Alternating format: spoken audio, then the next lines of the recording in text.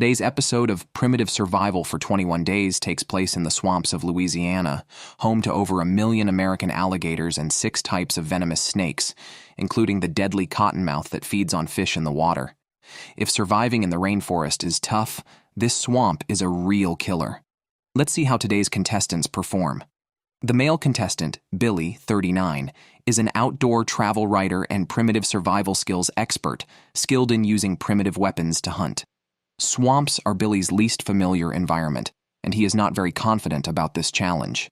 The female contestant, Kate, is a stunt actress. Her job has taught her how to overcome various challenging situations. Before even reaching the challenge site, the contestants saw alligators swimming nearby. Stepping into murky water without clothes must be terrifying. After undressing, the contestants faced each other naked in the river water. It's awkward now, but best to keep it brief as staying here is too dangerous. Each contestant is allowed to bring one survival item. Kate brought flint, and Billy brought a knife. Let's take a look at the map of this area. Kelly and Billy have been left in a vast swamp with no clear landmarks around, so they need to set out quickly. They aim to find a higher ground in the densely vegetated swamp where they can camp and survive for 21 days. Their final task is to reach a deep water area teeming with ferocious crocodiles to await rescue. Before the challenge began, experts evaluated the contestants on skill, experience, and mental strength, giving them an initial survival rating known as PSR. Billy scored high on skills, but his mental resilience was considered weak.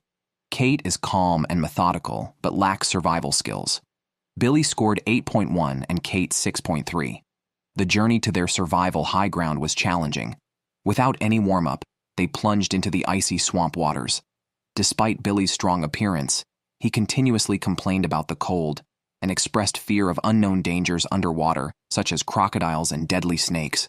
A small alligator just over 1 meter long could potentially rip off a limb. Amidst this, Billy heard a crocodile nearby, chilling him to the bone. Using the sun for direction, Billy confirmed they were not going in circles.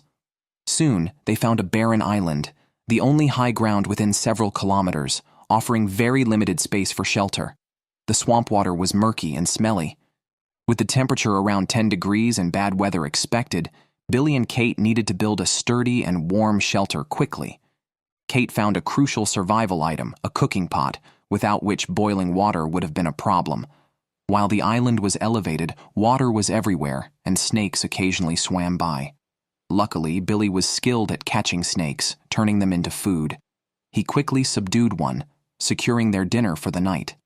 Billy also managed to start a fire with flint, showcasing his excellent hunting and fire-making skills, justifying his high score of 8.1. They enjoyed snake meat and broth that night, a comforting end to the day.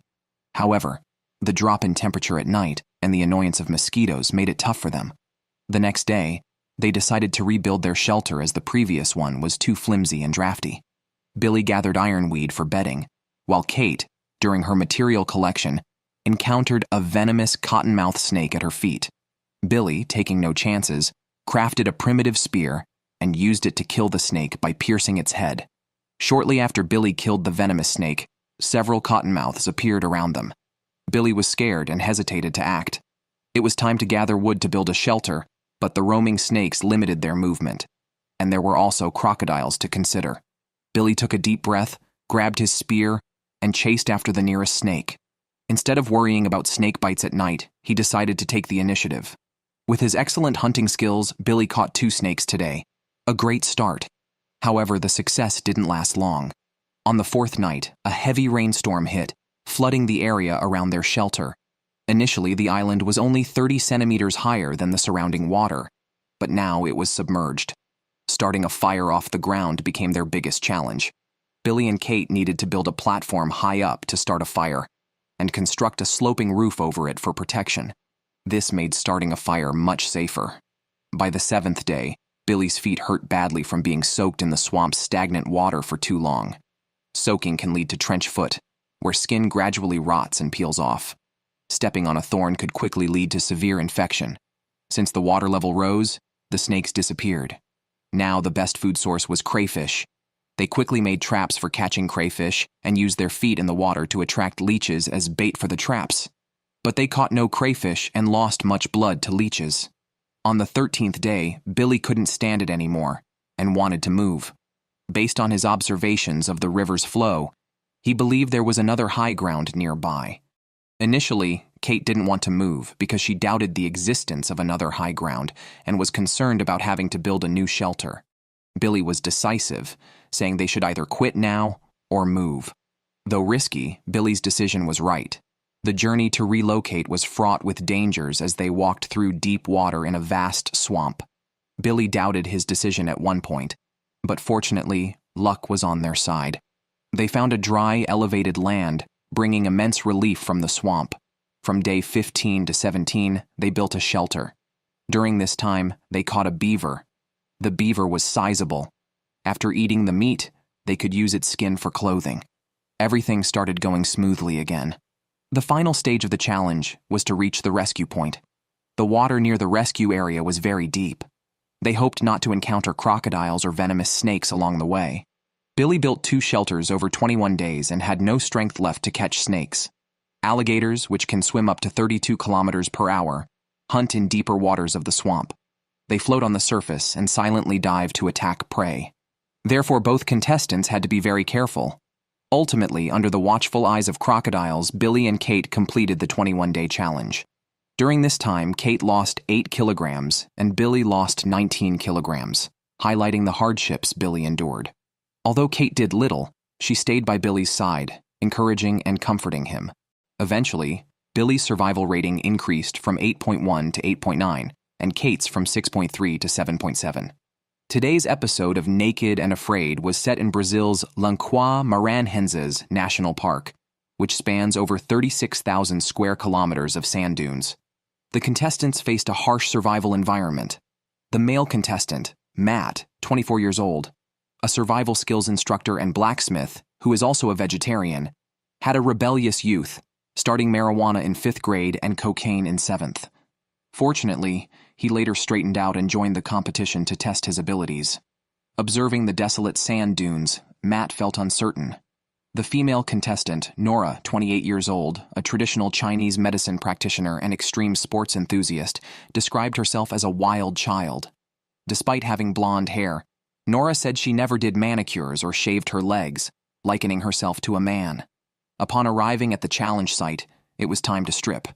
When Matt took off his shirt, the fat on his belly was noticeable. Fat is not a hindrance in wilderness survival. In my view, it is the best survival tool. Both contestants today were wild and carefree about being naked. Nora mentioned she used to enjoy running naked in the rain. On these barren dunes, unprotected skin could quickly burn. After a brief interaction upon meeting, we looked at the survival items they brought. Matt had a machete he made himself, while Nora brought just a magnifying glass. Matt was initially puzzled, but then realized the magnifying glass could be used to start a fire. We no longer needed a map. Looking around, it was all sand and rainwater puddles. Under limited resources and exposed to intense heat, the challenge for the contestants was not just 21 days, but 504 hours or even 30,240 minutes. On their first day, Matt and Nora spent the entire day looking for a place to stay on the sand dunes. To avoid the strong desert winds, they moved to a lower level of the desert. There, like children building sandcastles, they piled up sand to block the wind. They slept on the sand that night. Before sleeping, Nora excitedly said she felt like a baby. However, by midnight, she was uncomfortable and felt as if bugs were biting her. The pain made her reluctant to call herself a baby anymore. It was still the first day, and Nora couldn't help but cry.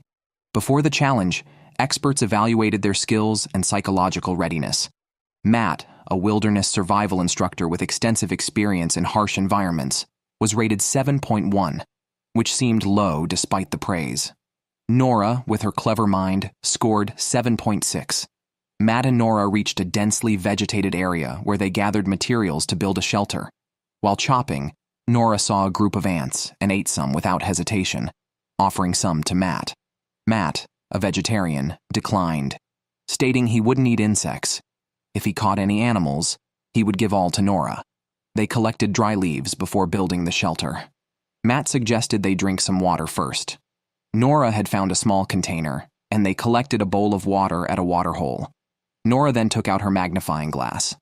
I thought she was going to use it to start a fire to boil the water, but she simply used it to heat the water in the container, moving the glass constantly to sterilize each part of the water. It was a way to treat the water, but Nora almost got sunburned in the process. Matt felt this was a waste of time and went to build the shelter without drinking. As a survival expert, Matt should know the importance of making fire. Since the beginning, they hadn't discussed making fire, perhaps because it was truly impossible on these sand dunes. There was no solid wood, and Nora had brought a magnifying glass instead of a flint. Matt was ready to drink directly from the pit. Nora's method of boiling water could burn her as well. Due to limited materials, Matt had to make full use of the terrain to make the shelter more stable and reliable. After much persuasion, Matt turned around and saw Nora still exposed on the sand dunes, using the magnifying glass to boil water. This method might sound impressive, but it's actually foolish because it requires constant exposure to the sun. Nora, have you considered that boiling water like this won't compensate for the water you lose during the process? Meanwhile, Matt collected some fruits and edible plants. In the evening, Matt drank water directly from the pit. By the third day, Nora was extremely weak. Despite this, she told the camera, "Matt is too reckless. Hasn't he seen how previous participants had to quit because they drank untreated water? Drinking unboiled, stagnant water is very dangerous." However, Nora did not consider the current situation. Matt remained energetic and even caught a large desert locust for Nora. It would have been delicious if roasted, but since they had no fire, Nora continued to cook the locust with her magnifying glass and ate it all. Here, I think Matt was kind to Nora, but the harsh environment began to affect Nora's mentality. She started to constantly complain about Matt, criticizing him for just sitting in the shelter and not searching for food. Eventually, Nora even resorted to verbal attacks, saying, "Sorry, but you are really stupid. I'm not the fat one here. Well, you stink. That's another thing.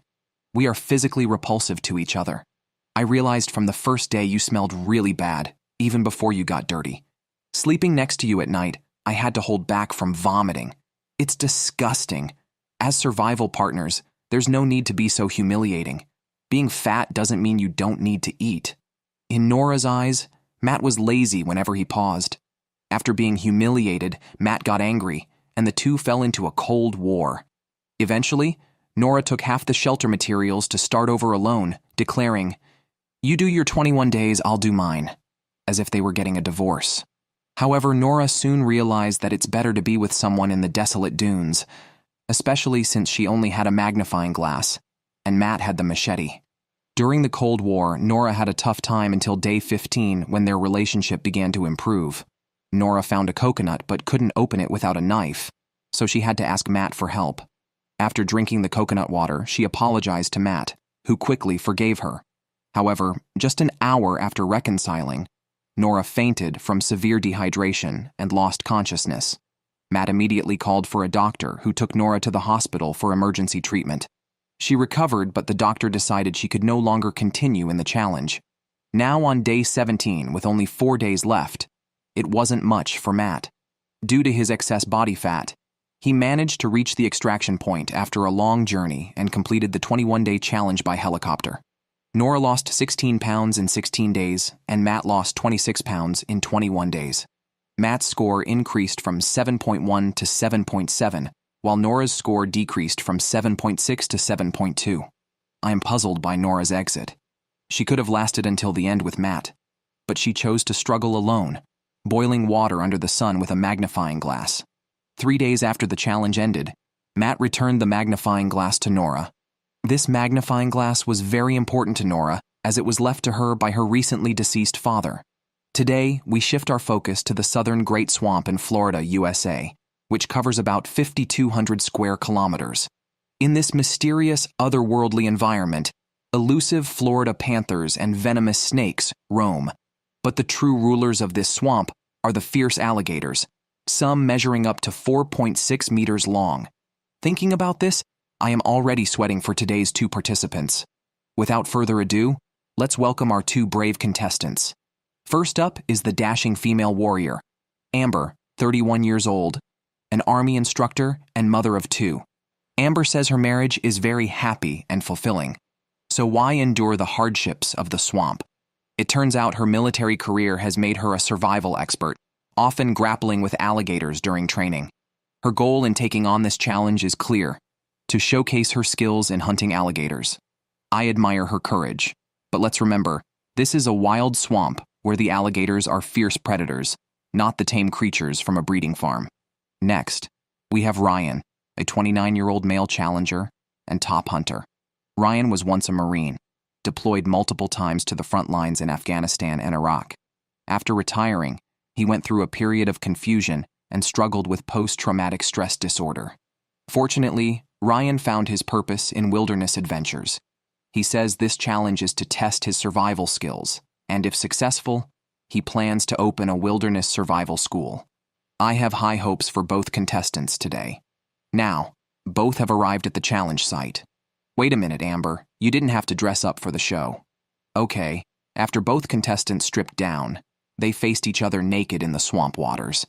After a brief awkward chat, let's see what survival equipment each brought. Amber brought a machete, and Ryan brought a fire starter. The contestants are almost entirely in a wetland covered by water.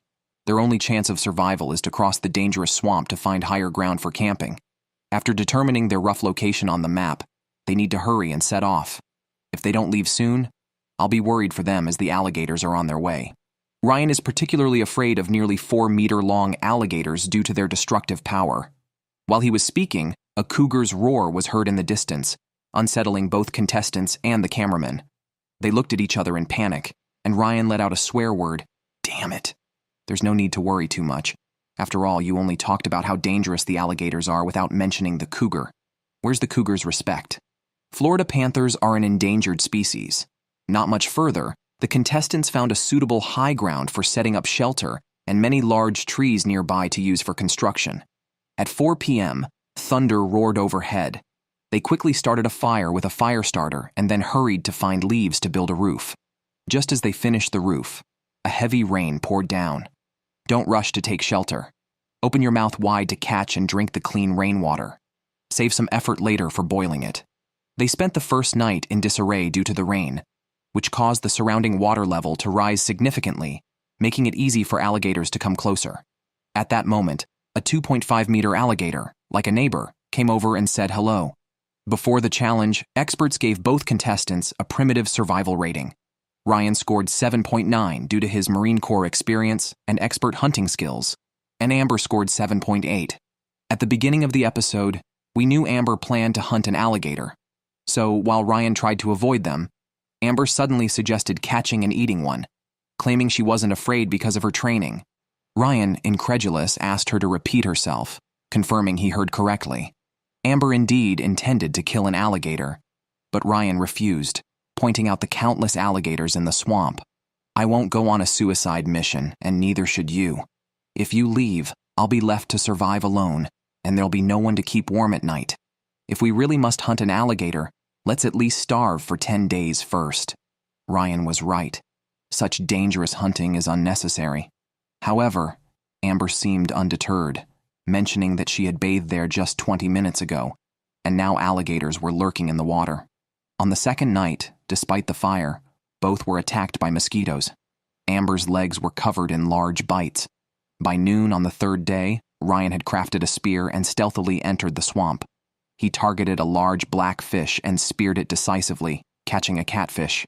Ryan's hunting skills were beginning to show. If they could eat fish, there was no need to hunt alligators. On the 9th day, Ryan caught a large snake hidden in the bushes. After eating the snake meat, they used snail shells to boil water.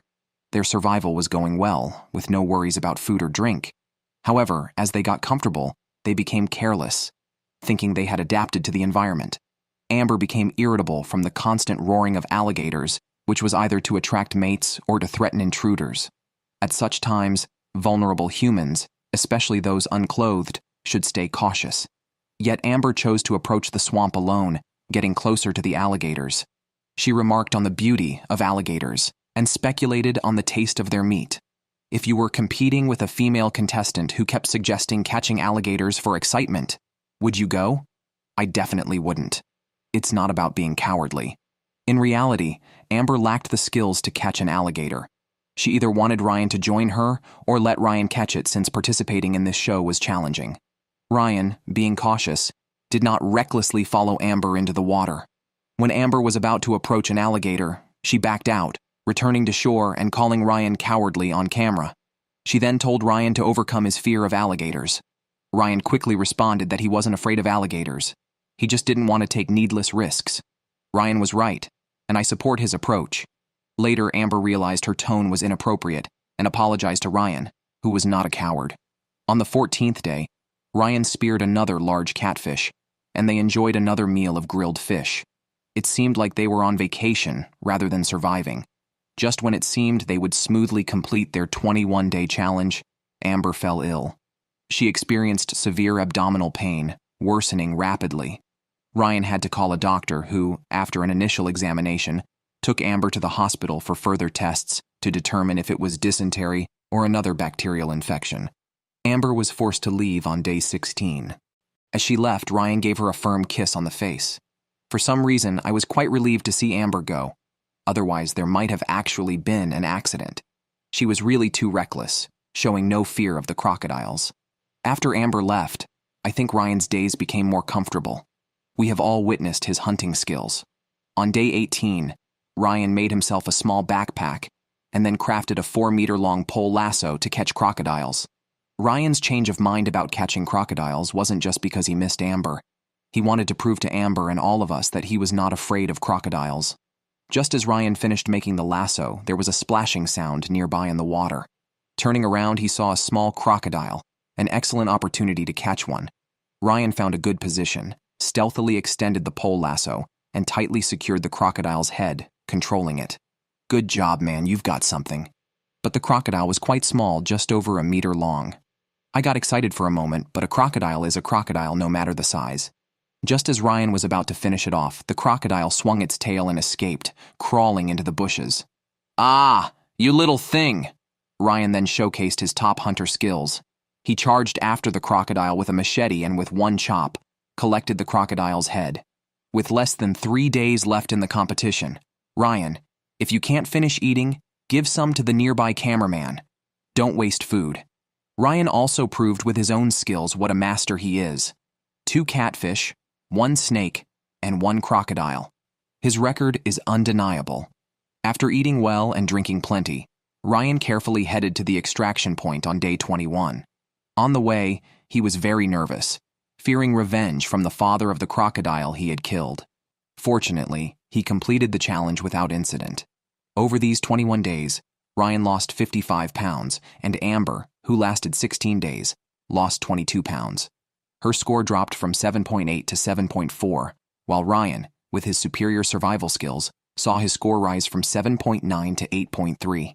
Very impressive indeed. Ryan is definitely one of the best on this show and fully capable of opening a wilderness survival school. The first contestant to appear this season was Charlie, a 52-year-old retired Marine now working as a construction worker. His Marine experience greatly enhanced his survival skills, but Charlie's biggest flaw is his stubbornness and tendency to give orders, which could easily lead to conflicts with teammates. Next up is this season's female contestant, Daniel, a 25-year-old blonde. Daniel works as a wilderness paramedic and is a strict vegan, claiming to have been vegetarian for 21 years since the age of 4. It's quite curious how someone could start being vegetarian at 4. Daniel respects all life forms and has never killed any, although I'm skeptical about her never having killed even a mosquito. In the past, some vegetarians have ended up eating meat during the 21-day challenge for health reasons. Will Daniel stick to her principles? Upon arriving at the challenge location, Daniel removed her red and green shirt and stood bare in front of the male contestant. She mentioned that she hates being ordered around. The age gap between 52-year-old Charlie and 25-year-old Daniel could pose some interesting challenges. After some truly awkward conversation, we checked the nearby map. Charlie and Daniel were dropped into the dense jungles of Colombia, where heat and humidity are the least of their worries compared to venomous snakes, poison frogs, and 3-meter-long caimans. On the first day, Charlie kept bragging about his skills as a construction worker. When Daniel heard this, she jokingly asked if he could also build a perfect shelter using bamboo and branches. Charlie sidestepped the question by boasting about his Marine Corps background and jungle survival expertise. Just then, The buzzing of mosquitoes led Charlie to grab some leaves, rub them, and stuff them in his ears, mistakenly thinking he'd found a herbal mosquito repellent. When the topic turned to food, Daniel stated she wouldn't eat any animal with a face, to which Charlie confusedly responded that it equated to eating only plants. Yes, it's manageable to be vegetarian at home, but in the wild, it's hard to sustain on plants alone. Before the challenge, experts rated both contestants on primitive skills. Daniel, despite her paramedic skills, was limited by her strict vegetarian diet, scoring 6.9. Charlie, with decades of military training but a penchant for reckless adventures, scored 7.2. While moving forward, Charlie caught an animal easily. Daniel, who refuses to kill, saw it and suggested, "We're not hungry right now, and it's so cute. Let's release it. We haven't found shelter or made fire yet, and those are more important." Eventually, Charlie released it. "Don't blame Daniel, especially for endangered species," someone said. At 1 p.m., they found a spot suitable for building a shelter and soon discovered a bamboo grove. Charlie then started to show his tough style, vigorously chopping the bamboo with a machete, insisting on working alone until he cramped his hand. The first day went smoothly. They started a fire and used bamboo as containers to boil water. However, early the next morning while sharpening his knife, Charlie cut his finger deeply, bleeding profusely. Daniel, a wilderness paramedic, could have helped treat the wound, such as using leaves for a simple dressing, but tough Charlie refused. He belittled the need for dressing, saying, "What's this? Just a scratch and some blood. I despise how today's young men can't handle minor cuts. A man should act like a man." Despite Daniel's good intentions, Charlie refused her help to clean the wound, stating, "A real man can resist bacterial infections." Their disagreement over this was unnecessary and showed Charlie's stubbornness. Yet, Charlie did care for others, handling the harder tasks and even relighting the fire at midnight. In the following days, they split up to find food. Charlie sought meat, while Daniel stuck to plants. Fortunately, they found mangoes. When Daniel became weak from hunger, Charlie climbed trees to pick mangoes for her. On the 6th day, Charlie found some river snails and immediately grilled them by the fire. Watching the snails being roasted, Daniel felt as if she could sense their pain and said, "They are alive, living beings." She believes there is no need to take an animal's life just to satisfy hunger. It seemed clear that Daniel would not eat meat during the 21-day challenge. Although she didn't stop Charlie from eating, she hoped he would release some of the snails. Out of respect for Daniel, Charlie complied. On day 9, while chopping bamboo, tough guy Charlie cut his finger again, deeper this time. "You're not young anymore. Can't you be more careful? Working recklessly doesn't prove you're a man. No one would criticize you for slowing down." Despite this, Charlie refused Daniel's offer to treat the wound. However, given the severity of the injury, Daniel, a professional medic, insisted on treating it and carefully dressed the wound. Over the next few days, Charlie set several traps for food but caught nothing. By day 18, he was extremely weak and lying in the shelter. Daniel, not wanting to give up on the challenge, went to the riverbank and, for the first time in her life, killed a toad to feed Charlie. While she maintained her no-meat stance, she took a difficult step for her teammate.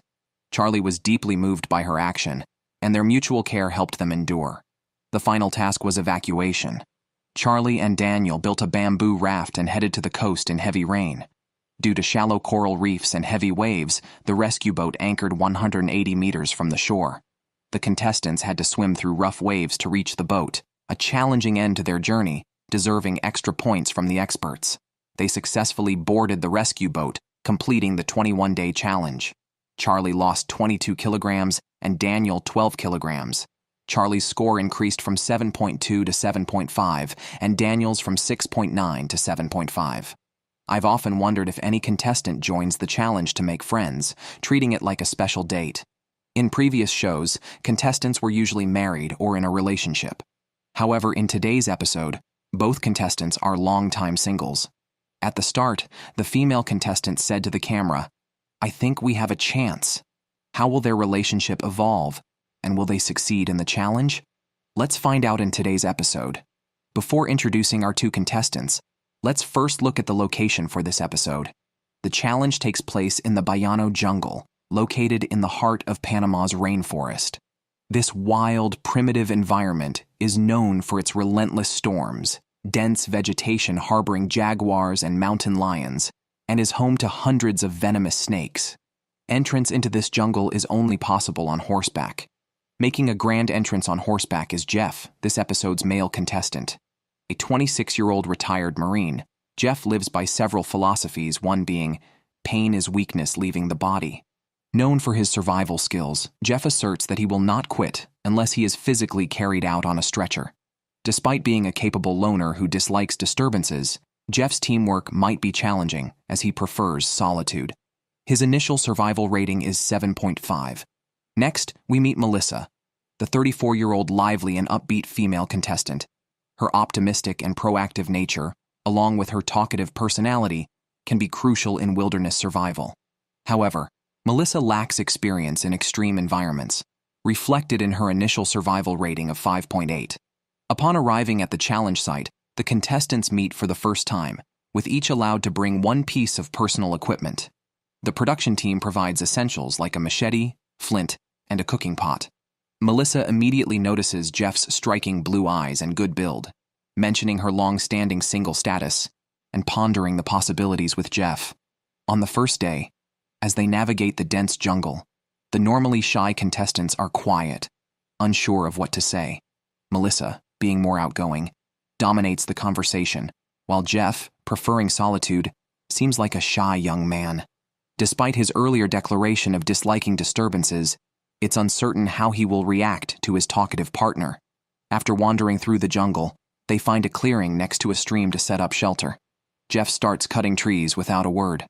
Observing his introverted nature, Melissa tells the camera he'll eventually let his guard down. Despite her attempts to engage him in conversation and humor, Jeff remains unresponsive and even shows signs of annoyance, struggling with normal social interactions. At 3 in the afternoon, the shelter was preliminarily set up. As they were about to start a fire, thunder roared and rain began to fall. They hurried to light the fire for warmth later that night. Jeff struggled with the flint in front of the tinder for a long time, sparking without igniting. Frustrated, Jeff started hitting the flint harder, which was clearly the wrong way to use it.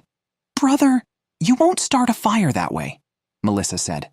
"Why are you getting so irritated?" As Jeff became confused, Melissa pointed out that the sparks from the machete had almost started a fire, but it went out, and the flint even broke. In frustration, Jeff threw the flint away and walked into the nearby bushes, declaring despairingly, "I told you I can't last until day 15 without fire." Melissa calmly suggested, "Now that the rain has eased a bit, let's go out and gather some dry branches and leaves, and then encourage Jeff to try again." Jeff, touching the tinder Melissa gathered, muttered about its poor quality. However, using this tinder, they successfully started a fire. It was as if a pair of hands were metaphorically slapping Jeff's face for underestimating others who do things right but still finding faults. After starting the fire, they could use the pot to boil water. On the first night, Jeff and Melissa were asleep when they heard strange noises nearby. With many wild animals around, the noises scared them immensely. The next day, they were awakened by a loud thunderclap as heavy rain soaked the rainforest. The damp conditions plunged Jeff into a pessimistic mood, which could eventually affect Melissa. By the 4th day, when the rain finally stopped, Melissa and Jeff, who hadn't eaten for 4 days, went looking for food. While Jeff was chopping wood, Melissa caught a turtle by the river. Indeed, catching a turtle in such conditions was a stroke of luck. After their meal, Melissa tried to share interesting stories to boost morale, but Jeff was annoyed by her constant chatter. Melissa tried to cheer him up with jokes, like joking about being bitten by mosquitoes because her blood was sweet, calling herself a southern sweetheart. Though the joke might sound corny, Melissa made it work. At night, the argument between them finally started. What was the issue? Jeff found Melissa annoying and chose to sleep far away from her, not allowing her to come any closer. Underneath Melissa, a log made her sleep uncomfortable, so she shifted her head slightly closer. Seeing this, Jeff sternly asked her to move her head back. Melissa patiently explained that the log was making it uncomfortable to sleep. Jeff coldly responded, "What does that have to do with me?" Naturally, an argument ensued. On the 5th day, Jeff remembered the turtle meat they had eaten the day before and apologized to Melissa for his rudeness. After apologizing, he continued, "We're probably just not meant to be friends. Our personalities don't match. You're the type of girl I'd avoid." He thought he was attractive, but in reality, he was just being foolish. It's unclear how Jeff fares with women in real life, but his communication skills definitely make relationships challenging. Melissa decided not to initiate conversation or jokes anymore. Despite being survival partners, if they couldn't even manage that, all of Melissa's plans and suggestions were opposed by Jeff, giving no regard to her feelings. Both harbored resentment, especially Jeff, who seemed to want to quit and leave the place. Over the following days, their relationship eased slightly, working together on traps and foraging. However, the fundamental issues remained unresolved. On the 12th day, they argued over firewood, which Jeff took very poorly. Melissa tried to calm the situation, but Jeff bluntly told her to leave. Melissa was furious and yelled back. By the 14th day, Jeff approached the production team and announced his withdrawal from the competition. The show's producer felt it was a pity for him to quit at that point and tried to persuade him to reconsider. However, Jeff, crying, was determined to leave, feeling defeated by the jungle. Jeff's departure was probably for the best for Melissa. If two people cannot get along, it might be better alone. In the final 7 days, Melissa embraced true wilderness survival, foraging and making fishing traps. The food she gathered each day was not much but enough to sustain her. On the 18th day, a heavy rain began again, and floodwaters started to gather around her. Melissa's position was likely to be flooded, which would make her final evacuation very challenging. The heavy rain continued until the early morning of the 21st day. After getting up, Melissa began her evacuation. She made herself a pair of grass shoes. The entire evacuation route took Melissa deep into the jungle, where she could encounter jaguars or mountain lions at any time. On this short retreat route, Melissa nearly failed the challenge due to getting lost. Fortunately, she arrived at the rescue point without harm and boarded the rescue vehicle. Over these 21 days, Melissa lost 23 kilograms. Her primitive skills score increased from 5.8 to 6.9. Jeff, on the other hand, due to his early exit and poor performance, saw his score drop from 7.5 to 5.2. The first contestant to appear this season is 29-year-old Downey. Downey knows basic wilderness survival skills and can flexibly use the resources around her. Downey said she was abandoned by her parents and homeless at 16. Now, she is a single mother raising her daughter alone, who is her everything. From Downey's eyes, one can see the strength forged through great misfortune, which is very important in wilderness survival. Downey's initial survival score is 7.2. Next is 28-year-old male contestant Julio. Julio claims to have a positive and optimistic attitude, but that's just nonsense. Let's see how he contradicts himself later. Julio's initial survival score is 7.4. Upon arriving at the challenge location, the contestants begin by disrobing. Downey expressed discomfort with nudity, but it's part of the challenge. Julio, on the other hand, didn't mind and said, "I love my wife very much. I hope she has a husband because I'm here to survive, not to play." Whenever I hear male contestants say this, it annoys me, as if female contestants are just here to see nudity. Let's not rush to judge. Let's see your capabilities. After the two meet, let's look at the challenge location. Downey and Julio were sent to the hot swampy area of the Seminole Jungle in Central Florida. Over 200 years ago, the Seminole Indian tribe settled in this challenging wilderness. Here, 4-meter-long alligators, deadly rattlesnakes, and 200-kilogram black bears inhabit the area, attacking any intruders. The rainy season has started, significantly increasing the number of giant mosquitoes, which are 20 times larger than regular mosquitoes. The two contestants are indeed suffering today. On the first day, while looking for shelter, Julio frequently stopped to admire the venomous spiders in the bushes, as he keeps one at home and isn't afraid of them. But Downey is terrified. However, Julio has his own fears. He is terrified of small dogs, like Chihuahuas, and it's a fear he cannot overcome. This fear's origin is unknown, as Julio hasn't shared it. Soon, Downey and Julio found a river, which allowed them to settle nearby. Of course, one cannot be careless at this time. Be wary of your friendly neighbors, the crocodiles. Florida is home to some of the largest and most aggressive crocodiles in the U.S., which claim more lives annually than sharks. After cautiously crossing the river, The two contestants set up a shelter near a few trees. They successfully started a fire after building the shelter, starting off smoothly. However, their calm was disrupted at night. Downey spotted a pair of glowing eyes in the darkness. Unable to discern the creature, they spent the night in fear. Black bears here are notorious. The next day, surrounded by many dangerous animals, Julio had not yet found food when he came across a small snake. Unfazed, he killed the snake with a stick, which also contained 4 snake eggs. Downey, after eating one, said it tasted just like a boiled chicken egg. After finishing the eggs, they shared the snake meat. Though small, the snake provided them a meal. In the afternoon, it started to rain heavily. Their neglect of the fire led to it being extinguished, and reigniting it in the heavy rain was not easy. Even sleeping by the fire last night was freezing, and without a fire tonight, they would be shivering. The body burns 4 times more fat when shivering, quickly depleting their energy. The cold is only part of the challenge in the wild, not to forget the giant mosquitoes, which are 20 times larger than normal mosquitoes. Julio, who slept less than 2 hours, woke up disoriented and took a bath in the water. At this point, he began to question his choice, wondering why he was suffering here instead of enjoying a comfortable life at home. Julio seemed to forget that he was in a challenge, but it wasn't just the harsh environment that broke him. What devastated him the most was taking life.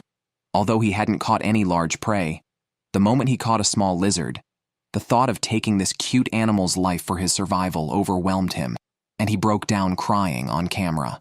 Truly an emotional man, though perhaps overly so. After this breakdown, Julio began to decline. Julio and Downey each ate half of the small lizard, and Julio's expression turned to pain as he ate. Then he started to feel sick and vomited. I'm not sure if it was the taste or his guilt over killing that disgusted him. Julio's sudden strange behavior worried Downey, wondering how this talkative and brave man from yesterday had become so withdrawn. On the 4th day, Julio's mental state rapidly deteriorated, as if he had suffered a severe blow. Concerned that Julio might quit early, Downey took on the responsibility of finding food. With limited hunting skills, she went to the river and caught only a few very small fish. While attempting to find more food in the river, Downey saw a large dark shadow underwater and quickly returned to shore, narrowly escaping a crocodile attack. The small fish Downey collected were so tiny, they felt like swallowing pills. Julio refused to eat any of it, seemingly fasting. Julio claimed he wasn't hungry, clearly a lie since Downey was starving, and he must have been hungry too. Julio's condition worsened. He expressed feeling very confused and seeing the world as dark without any light. His next statement alarmed everyone. Julio mentioned having thoughts of harming himself and others. Concerned, the production team removed Julio for Downey's safety. When Julio left, Downey said, "This is about the 7th or 8th time I've been abandoned. I'm used to it. I've always relied on myself here, so I can survive alone. I'm just angry at him. People like him have ruined my life." Although I don't know Downey's past, being abandoned by her parents at 16 and being a single mother shows she has faced much misfortune. Yet she stands bravely in the wilderness, proving she can manage alone. She is strong and has a daughter, for whom she wants to demonstrate how strong an ordinary woman can be. Julio left on the 5th day, leaving Downey to survive the remaining 16 days alone. Despite her independence and strength, these alone are not enough in harsh conditions. Downey suffered numerous bites from large mosquitoes. On the 8th day, while searching for food, Downey saw an otter leave a fish on the shore. She quickly took the fish as the otter returned to the river, which seemed very upset. Nature is like this. It's the law of survival, Downey reasoned, justifying taking the fish due to her hunger.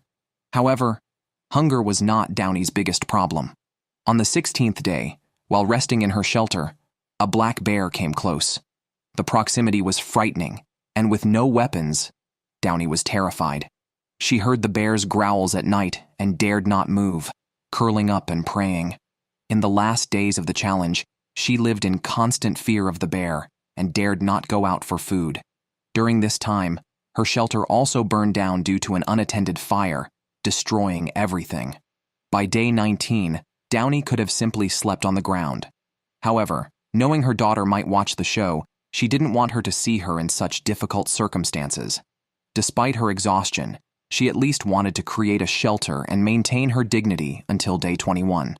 After persevering to the 21st day, all that was left was to evacuate.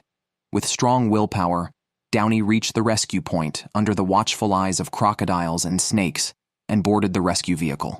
Over these 21 days, Downey lost 42 pounds, demonstrating remarkable willpower and resilience. Her score increased from 7.2 to 7.9, making her an elite survival expert. As for Julio, who quit after 5 days, his score dropped from 7.4 to 4.1. Located on a rugged coastline, this area basks in the scorching sun of the Caribbean. Sharp coral reefs and deadly sea snakes present a primeval environment where only ancient Maya had settled before now. However, new adventurers have arrived. Luke, a 35-year-old self-taught extreme adventurer from California, whose greatest strength is his confidence, and Alyssa, a 27-year-old upbeat youth counselor from New Hampshire, equipped with deep survival skills.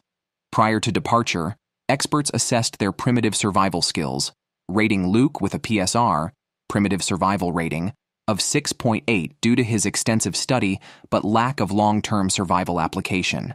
Alyssa, with years of practical experience, received a PSR of 7.1, although her passive nature could hinder her knowledge application. Meeting on the beach, Luke and Alyssa briefly got to know each other and chose their survival tools. Alyssa picked an axe, and Luke chose a pot for cooking and boiling water. They observed the map and planned to head north across 4.8 kilometers of rugged beach to build a camp at the edge of a dense jungle near the only reliable drinking water source, a natural well frequented by crocodiles. The heat was intense, likened to being in a furnace. Luke quickly chose a campsite and started building a wind-resistant and warm shelter, a time-consuming task. They spent a challenging night and continued work under the sun the next day. To avoid dehydration, they sought the nearby natural well. The first pond they found, formed by a limestone bed collapse, contained water of very poor quality with high sulfur content, which could cause severe health issues if consumed. Luke fetched a pot of water but knew they couldn't drink it directly. Their next goal was to start a fire. Without lighters, they tried the primitive method of fire starting by friction, but neither Luke's efforts nor Alyssa's bow drill technique succeeded, leading to frustration. Unable to start a fire, they decided to make a water filter. They found a bamboo stick, which Luke filled with sand and charcoal they collected. These natural materials acted as filters, potentially removing most pollutants and bacteria from the well water.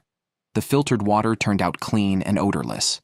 With ongoing difficulties in starting a fire, this makeshift filtration device would likely be in use until the end of their challenge. After hydrating, Alyssa found a crab on the beach. Unfortunately, they couldn't eat it without fire. For now, the best option for protein was raw sea snails. To meet their daily caloric needs, they had to stomach 65 sea snails each day. On day 6, Luke planned to explore the jungle for food, and Alyssa agreed. They went to wash up in the water but quickly retreated after spotting a crocodile nearby, which nearly scared them witless. Luke decided to focus on making fire. He built a more complex bow drill, but it broke quickly due to its impractical design. By day 8, Luke found a new item while scavenging, a glass bottle bottom, which could help start a fire using the principle of a magnifying glass.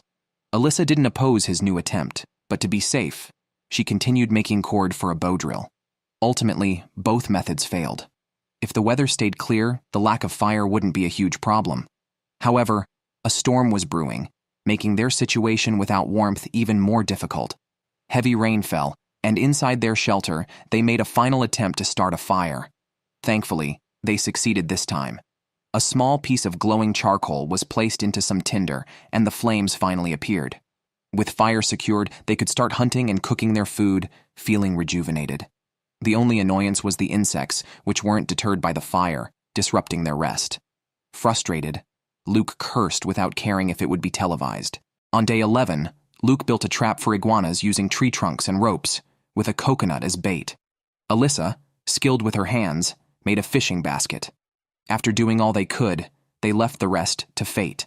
2 days later, Luke watched helplessly as an iguana bypassed his trap, and Alyssa's fishing basket caught nothing.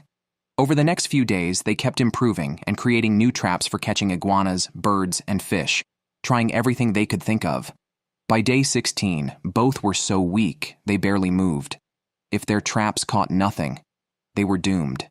The fishing basket was still empty, and Luke's traps were ineffective, pushing him to the brink of collapse. Alyssa hadn't given up. She comforted Luke while devising a plan. She proposed weaving dried palm leaves to catch crabs, nocturnal animals that could provide thousands of calories. However, hunting at night was risky. Near the ocean, the rocks were very sharp, and it was easy to get cut without lighting. But to survive, they had no choice. Alyssa's dried palm leaves served as torches, but they burned quickly, limiting their crabbing time. Just as they started, the fire went out. Luke and Alyssa were extremely weak, hundreds of meters from camp. Even returning with crabs was a problem. So, they decided not to return. Using the faint light from the camera, Alyssa chose to keep going. Her persistence paid off as she caught 2 crabs, giving them hope. They hurried back to camp, eager to cook and eat the crabs, not minding the risk of burns. Luke sincerely praised Alyssa as their savior. Over many episodes, they were the most harmonious pair. On day 21, after eating the last of their sea snails and packing, they prepared to leave. To reach the extraction point on time, Luke and Alyssa had to hurry, with their destination about 9.6 kilometers away, across from 2 small rocky islands by the shore. The direct route was through the jungle. They had only 8 hours. Exceeding this meant failure. The jungle was difficult to navigate, described as through fire and blades, with blazing sunlight above and thorns cutting like blades below. The dense foliage made it hard to see and keep direction. Luke was uncertain of finding a way out, but relied on Alyssa's leadership. "Just move forward and leave the rest to fate," she said. But fate wasn't on their side. They exited the jungle but were 3 kilometers south of the extraction zone. They continued, and with minutes to spare, the rocky islands appeared. The rescue vehicle arrived just in time, marking their challenge a success. The 3-week challenge tested their physical stamina. Alyssa and Luke lost 6.3 and 9.5 kilograms, respectively. In the final PSR assessment, Alyssa's focus and positive attitude boosted her score from 7.1 to 7.8. Despite difficulties and frustration, Luke persevered, raising his score from 6.8 to 7.2.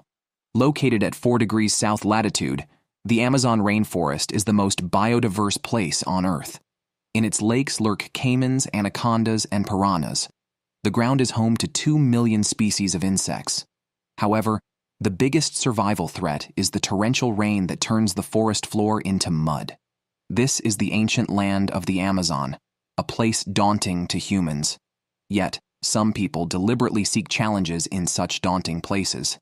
Jake, 36, from Maryland, has always loved the outdoors and is confident in his hunting skills. His extensive experience in outdoor activities makes him well-suited for this challenge, though his arrogance might strain team dynamics. His initial PSR is 7.3. Jamie, also 36, from Arizona, is petite but loves adventure. She appears in mountain biking races and cross-country running and teaches youth wilderness survival skills. Licensed in wilderness first aid, Jamie has managed various wilderness crises as a wilderness therapy instructor and EMT. However, her indecisiveness and self-doubt may hinder her success, starting her off with a PSR of 6. The production team provided both Jake and Jamie with a magnesium fire starter and allowed each to bring 1 survival item: Jake's machete and Jamie's recurve knife, marking the first time both brought knives. The map indicated that to survive, they must leave the predator-filled lowlands and muddy marshes and venture several miles into the jungle to find dry ground. The Amazon rainforest is extremely unfriendly to humans, making just traveling through it a significant challenge. Passing a giant kapok tree, Jamie suggested setting up camp nearby, a point Jake agreed on. The jungle provided ample materials for building a camp, and their knives helped them quickly gather what they needed. Unfortunately, they were pressed for time and only managed a basic shelter by night, which hardly protected them from mosquito attacks, leading to a sleepless night. They started improving their shelter early the next morning, relying on the kapok tree for a sense of security. Next, they needed to secure drinking water by collecting it from a nearby river using fruit shells. Jake also caught some grasshoppers along the way. Fire making was crucial, and they initially thought using magnesium powder with cotton from the trees would easily start a fire.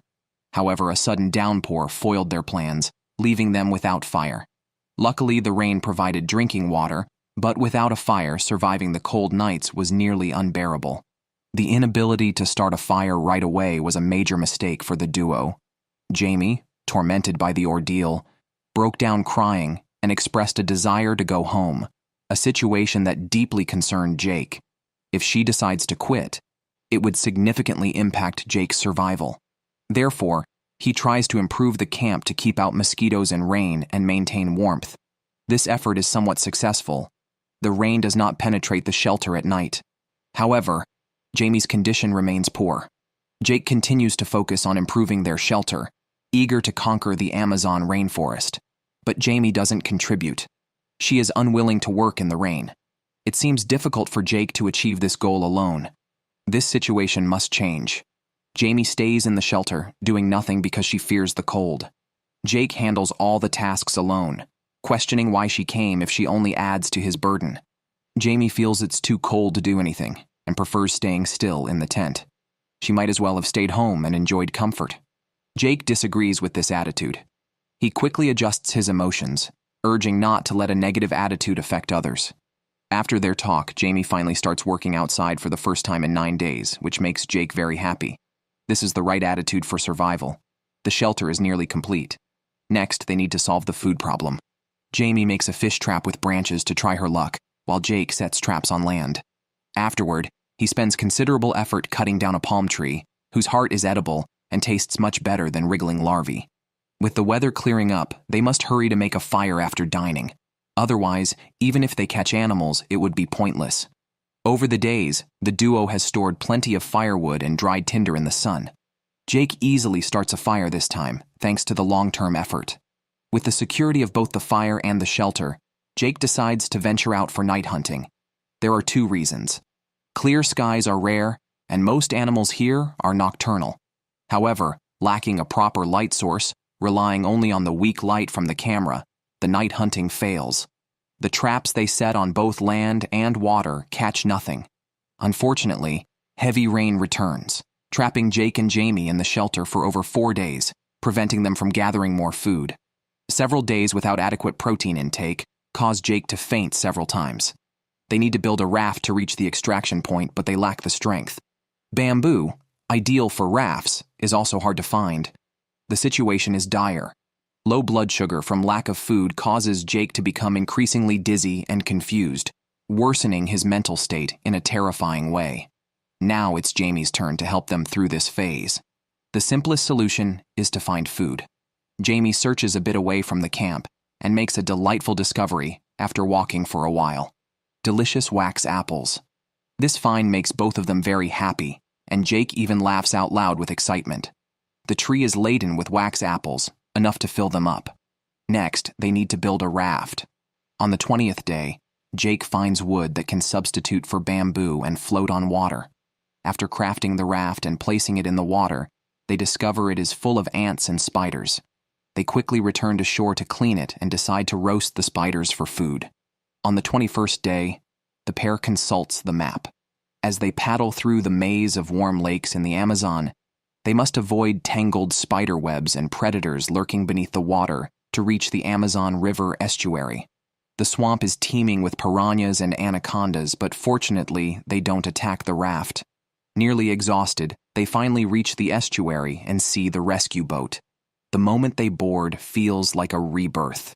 Jake remarks that if the Amazon were a person, she would be a sexy and beautiful foreign woman, but once you truly know her, you realize she is definitely a bitch. After 21 days in the Amazon, Jake loses nearly 20% of his body weight, about 17 kilo. Despite deteriorating health and a loss of patience, he never stops working. As a result, his PSR, primitive survival rating, increases from 7.3 to 8.0. Jamie loses about 9 kilos. Although heavy rain and hunger nearly break her spirit, with her partner's help, she rebounds and collects their key food source. Her PSR increases from 6.0 to 6.7. In northeastern Croatia, near the Danube River, lies the wild wetlands of Kopački Rit, filled with lakes, marshes, and riverine forests, home to hundreds of species of mosquitoes. During the day, wild boars with sharp tusks fend off intruders into their shady forests. At night, Golden jackals, the largest of the jackals, hunt in packs, ambushing unsuspecting prey. Why would anyone come to such a place? The reason is simple: to challenge the limits. Lee, 33, from Australia, teaches wilderness survival skills and environmental rewilding. His knowledge of wilderness survival and primitive skills makes his survivalist resume quite impressive. However, the real challenge will be whether he can adapt to the unfamiliar environment. His primitive survival rating is 7.6. Stacy, 35, from Idaho, is a field data collector. Her willpower and determination are unmatched, but her resilient and independent personality may not be advantageous in challenges that require teamwork. Her primitive survival rating is 6.2. Stacy's first impression of Lee is that he somewhat resembles a Viking warrior, very wild. Besides traditional fire-starting tools, Lee and Stacy can each bring a survival tool, a kukri and a pot. The map guides them to head downstream to a suitable camping spot near the river. With the hot weather, they cover themselves in mud for sun protection. By noon, the temperature reaches 42 degrees Celsius, causing them to lose about 4 liters of water per hour. Dehydration becomes their biggest challenge, so they must not spend too much time traveling. Finally, they find the river, which is not very clear, but it's abundant with fish, making it a good place to settle. The first task is to make fire for boiling water. Lee is skilled in fire starting, but for some reason, it fails here, leaving his palms raw without a spark. After resting and regrouping, Lee proposes the next steps. Make a basket from hogweed to cover their faces from mosquitoes, and cover their bodies with sand to spend the night. They decide to set aside the issues of water and fire for now, which turns out to be a poor decision. The sounds of animals at night and the overwhelming mosquitoes make it impossible to sleep without a tent. They endure the long night and quickly address the drinking water issue at dawn. If they don't hydrate within 48 hours, their organs could fail. They take turns drilling wood to start a fire, which is successful this time. By 10:30 the next morning, Stacy drinks her first sip of hot water since arriving, feeling revitalized. After hydrating, Lee decides to catch some fish. Although no big fish bite, a small one is enough for a meal. He places the pot on the fire to boil water while Stacy rests. Lee goes to gather more firewood, but an accident occurs. The iron pot tips over from the fire, pouring boiling water on Stacy's back. Hearing her screams, the medical team quickly arrives. Such severe burns require immediate treatment, initially assessed as 3rd degree. Infection could be life-threatening. Despite immense pain, Stacy chooses to stay and complete the challenge. Upon seeing his partner return, Lee is first surprised, then overwhelmed with emotion and guilt, feeling responsible for not taking better care of Stacy. The burn requires Stacy to rest adequately and maintain proper nutrition, or else she might have to leave. Lee finds a large fish in the trap, not lively, but with flesh that smells fresh. The trap likely affected the fish's gill function, but it is still edible, which is undoubtedly good news for Stacy. A large pot of fish meat and soup greatly comforted both their bodies and spirits. However, at night, Stacy's wound became increasingly painful due to its inability to stay clean. To prevent infection, she chewed up plants and applied them to the inflamed wound. By the 8th day, the pain was unbearable, and she had to call the medical team for a wound check. The examination revealed a severe infection, necessitating her departure to a hospital for treatment. Staying in a clean environment was crucial. Otherwise, bacteria from the wound could enter her bloodstream, spread throughout her body, cause shock, and potentially lead to death. Continuing the challenge under these conditions was no longer a wise choice. Tearfully, Stacy said goodbye to Lee, who comforted her as best as he could. Given his partner's strong desire to succeed, Lee resolved to complete the challenge for both of them. The feeling of loneliness was excruciating. It might have been manageable if he had been alone from the start, but losing a partner who had shared every step was almost unbearable. To avoid dwelling on these feelings, Lee kept himself busy. After failing to catch fish by hand in the river, he attempted to catch frogs along the shore. However, these small creatures were surprisingly fast, and once again, he returned empty-handed. Lee has eaten very little for the past 12 days. His physical condition quickly deteriorated due to a lack of essential proteins and fats.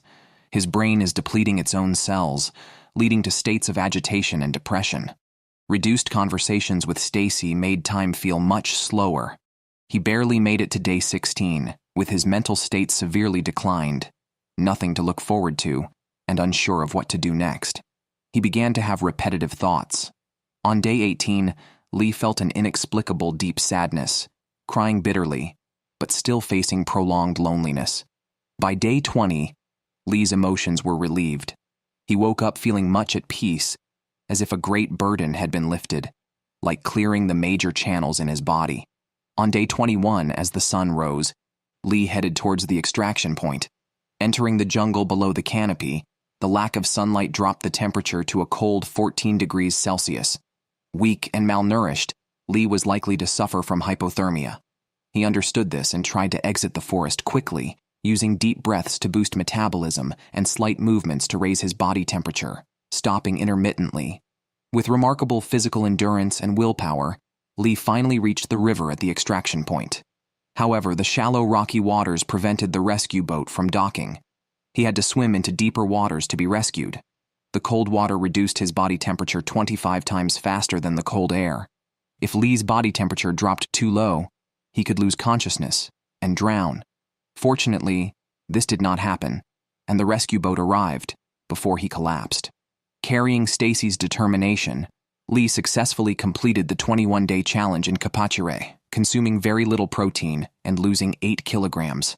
He demonstrated ingenuity and strong willpower, raising his PSR from 7.6 to 8.4. Stacy, who only spent 8 days in the swamp, lost 2 kilograms. She showed great courage and determination, returning to the challenge despite severe third-degree burns, and her score remained unchanged at 6.2.